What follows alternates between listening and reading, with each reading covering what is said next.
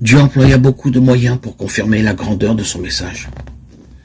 Dieu, appuyant leur témoignage par des signes, des prodiges et divers miracles, et par les dons du Saint-Esprit distribués selon sa volonté. Hébreux 2:4.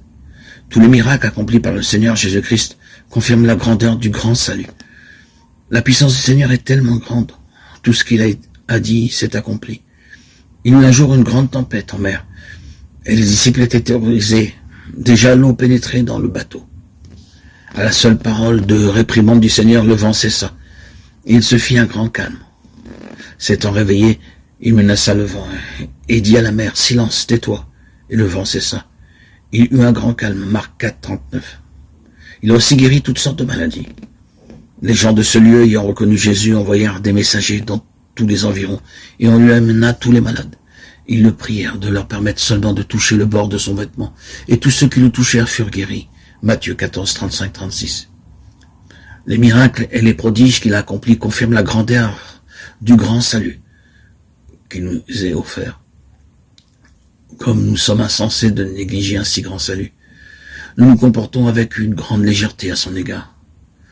Nous ne passons pas suffisamment de temps à genoux pour saisir la grandeur de notre Sauveur et celle du salut.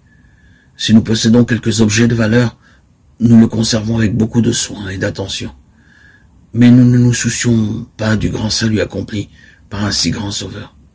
Il est tellement grand que Dieu a chargé les anges d'être des esprits à notre service. Ne sont-ils pas tous des esprits au service de Dieu, envoyés pour exercer un ministère en faveur de ceux qui doivent hériter du salut? Hébreux 1:14. L'œuvre du salut ne sera complète en nous qu'au jour du retour du Seigneur Jésus-Christ. Je suis persuadé que celui qui a commencé en vous cette bonne œuvre la rendra parfaite pour le jour de Jésus-Christ. Philippiens 1:6. Nous recevrons alors des corps immortels, et le Seigneur donnera à ses anges de nous servir.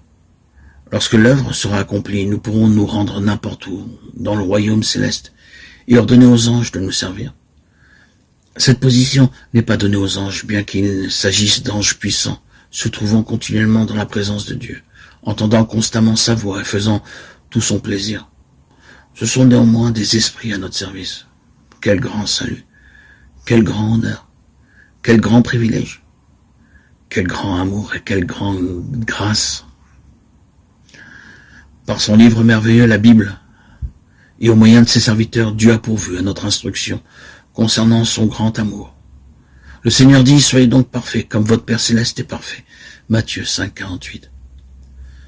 Dans son grand amour, le Seigneur Jésus-Christ nous a donné ce livre pour nous rendre parfaits.